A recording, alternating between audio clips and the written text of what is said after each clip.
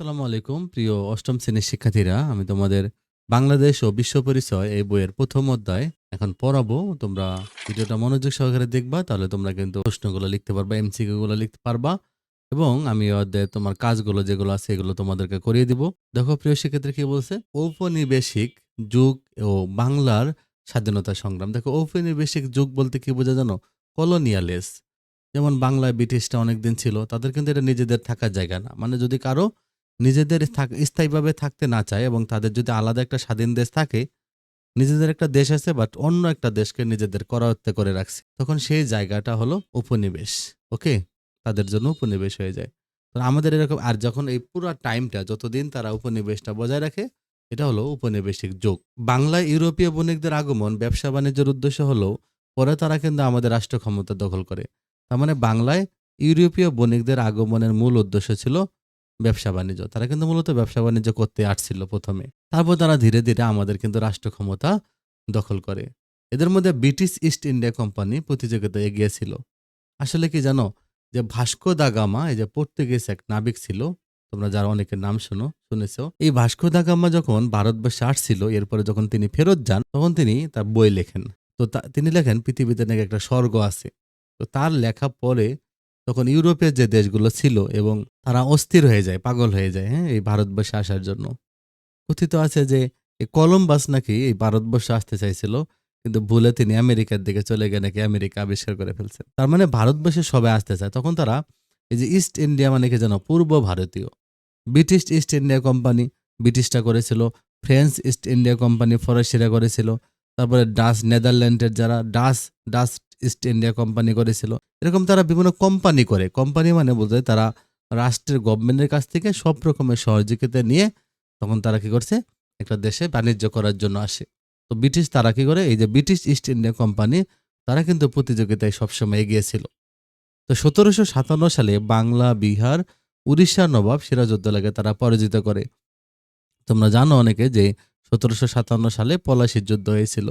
সেই যুদ্ধে বাংলা, বিহার, উড়িষ্যার নবাব ছিল নবাব সিরাজউদ্দৌলা। এই নবাব সিরাজউদ্দৌলার পতন হয়। যদিও সবাই নবাব সিরাজউদ্দৌলার সাথে বিশ্বাসঘাতকতা করেছিল, তার সৈন্যরা যুদ্ধ করেনি, ইংরেজদের সাথে সব হাত মিলিয়েছিল। তো আসলে নবাব সিরাজউদ্দৌলার পতনের পরেই ব্রিটিশরা এই বাংলা দখল করে নেয়, বাংলা, বিহার, উড়িষ্যা দখল করে নেয়। তো এরা এখানে ব্রিটিশরা ১৯৪৭ সাল পর্যন্ত ছিল। ১৭৫৭ সালে বাংলায় যে শাসন প্রতিষ্ঠিত হয়, আমরা সেটাকে ঔপনিবেশিক শাসন বলতে পারি। তাহলে ১৭৫৭ সালের পরে ১৯৪৭ সাল পর্যন্ত যে শাসনটা ছিল, এটাকে আমরা বলতে পারি ঔপনিবেশিক শাসন। তো ১৭৫৭ সাল থেকে ১৯৪৭ সাল পর্যন্ত এই পুরা টাইমটাকে আমরা বলবো ঔপনিবেশিক যুগ। ওকে, তাহলে এগুলো কিন্তু এমসিকিউতে আসতে পারে। এবার দেখো, আমরা এই অধ্যায় পাঠ করলে অনেক কিছু বিষয় জানতে পারবো।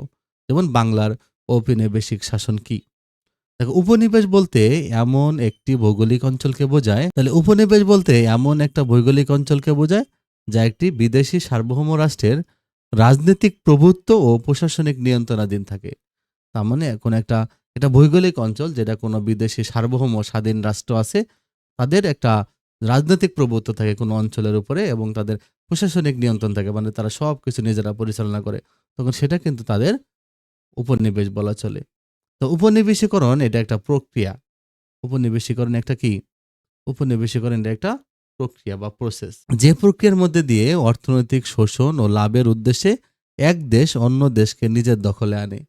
তো দখলকৃত দেশটি দখলকারী দেশের উপনিবেশ পরিণত হয়।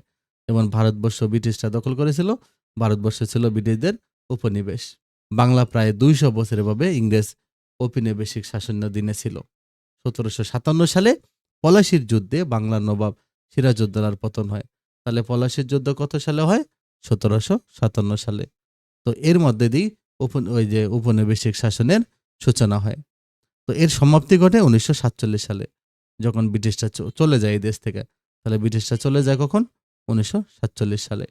কিভাবে এই ঔপনিবেশিক শাসনের সূচনা হয়েছিল তা জানার আগে আমাদের সেই সময় বাংলার রাজনৈতিক অবস্থা কেমন ছিল সেটা জানা দরকার। দেখো, বাংলার রাজনৈতিক পটভূমি দেখো।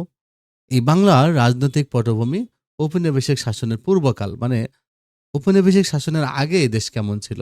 তো প্রাচীনকাল থেকেই বাংলা অঞ্চলে মানব বসতির কথা জানা যায়।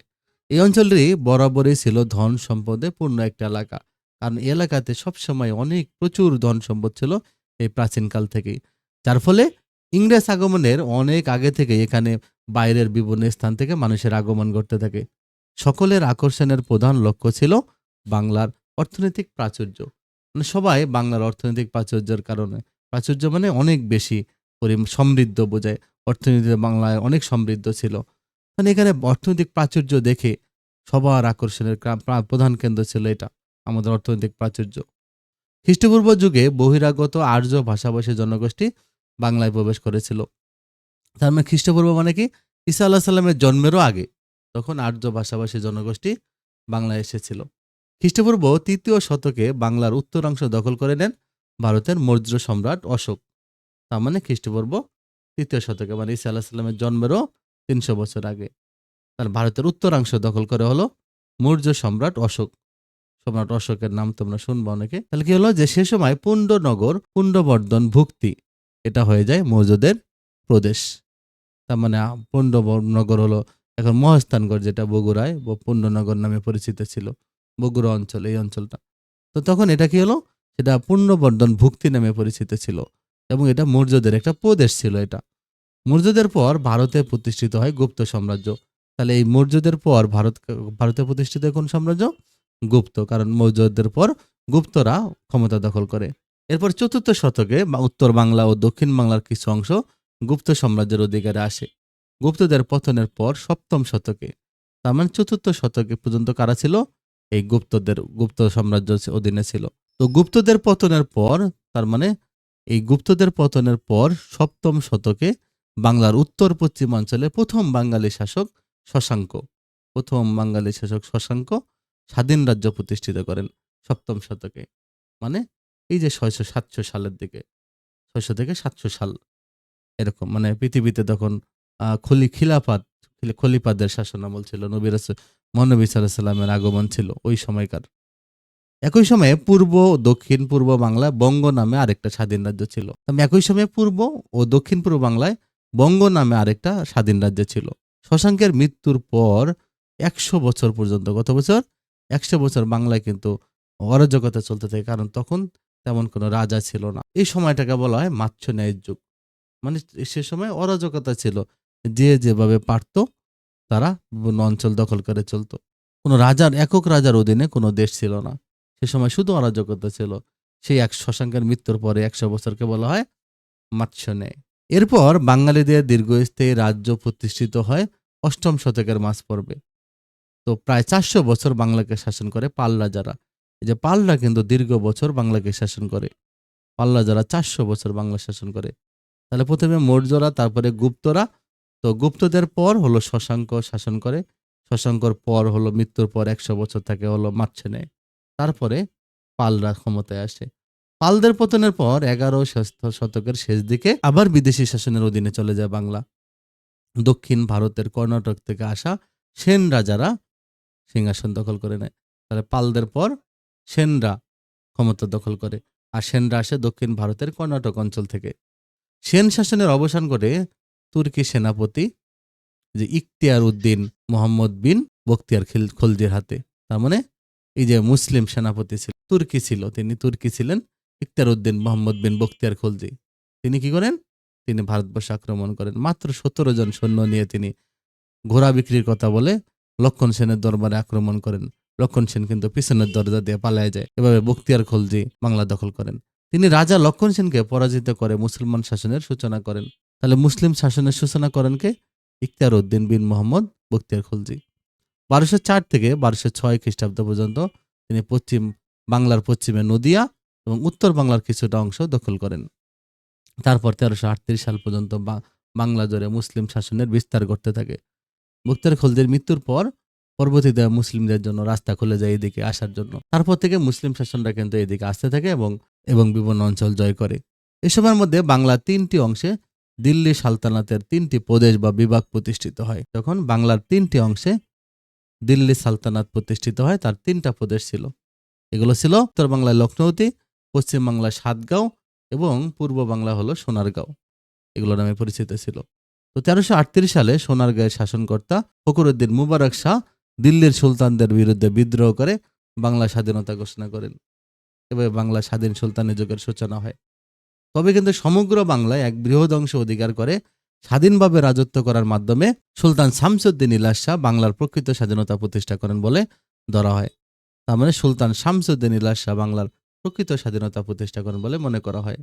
তাহলে এই ইলিয়াস শাহ শাহী বাঙ্গালা ও শাহ-ই বাঙ্গালিয়ান উপাধি ধারণ করেন। তো স্বাধীন সুলতানি আমলের অপর অন্যতম উল্লেখযোগ্য শাসক ছিলেন সুলতান আলাউদ্দিন হোসেন শাহ। তিনি উল্লেখযোগ্য শাসক ছিলেন বাংলার, আলাউদ্দিন হোসেন শাহ। ধর্মীয় সম্প্রীতি প্রতিষ্ঠা ও বাংলার শিল্প ও সাহিত্যের বিকাশে তার অবদান অপরিসীম। তার মানে শিল্প সাহিত্য এগুলো বিকাশে তিনি অনেক ভূমিকা রাখছেন। 1538 সালে অবসান ঘটে বাংলার স্বাধীন সুলতানি শাসনের। অবশ্যই এর আগেই মুঘল শক্তি দিল্লির সিংহাসন দখল করে নেয়। মুঘলরা দিল্লি দখল করে, এরপরে বাংলা স্বাধীন সুলতানি শাসনের অবসান হয়। মুঘল সম্রাট হুমায়ুন 1538 সালে উত্তর বাংলার গৌড় বা লখনৌতি দখল করলো। বাংলায় তখন মুঘল শাসন প্রতিষ্ঠা করতে পারেনি। মানে হুমায়ুনকে জানো তোমরা, বাবরের পুত্র সম্রাট, মুঘল সাম্রাজ্যের প্রতিষ্ঠাতা বাবর। বাবার হইল একবার জ্বর সারিল ঔষধে। বাবর মানে বাবর, হইল মানে হুমায়ুন। বাবরের ছেলের নাম হলো হুমায়ুন। বাবার হলো একবার, একবার মানে আকবর। হুমায়ুনের ছেলের নাম ছিল আকবর। তাহলে আকবর ছিল বাবরের নাতি। তাহলে বাবার হলো একবার জ্বর, জ্বর মানে জাহাঙ্গীর। সারিল ঔষধে, সারিল মানে শাহজাহান। তাহলে জাহাঙ্গীরের ছেলের নাম ছিল শাহজাহান, যে তাজমহল বানাইছে। শাহজাহান বাবার হলো একবার জ্বর সারিল ঔষধে। ঔষধে মানে আরঙ্গজেব। তার মানে এরা হলো মুঘল সম্রাট ছিল, শক্তিশালী মুঘল সম্রাট ছিল। এরপরে মুঘল সাম্রাজ্য দুর্বল হয়ে পড়ে। তার মানে বাবরের পুত্র হুমায়ুন এই গৌড় অঞ্চল দখল করে নেয়, অর্থাৎ লখনৌতি দখল করে নেয়। কিন্তু বাংলায় কিন্তু মুঘল শাসন প্রতিষ্ঠা করতে পারেনি, কারণ সে সময় বিহারের আফগান শাসক শের খান প্রথমে বাংলা, পরে ভারত থেকে বিতাড়িত করেন এই হুমায়ুনকে। এ পর্বে বাংলার শাসন ক্ষমতা আফগানদের হাতে চলে যায়। ভারতে মুঘলরা আবার সংগঠিত হয় 1576 সালে। এই 1576 সালে রাজমহলের যুদ্ধে আফগানদের হারিয়ে দিল্লি সিংহাসন পুনরুদ্ধার করেন মুঘলরা। এরপর সম্রাট আকবরের সময় 1576 সালে পশ্চিম বাংলা এবং উত্তর বাংলা অনেকটা অংশ মুঘলদের অধিকারে আসে।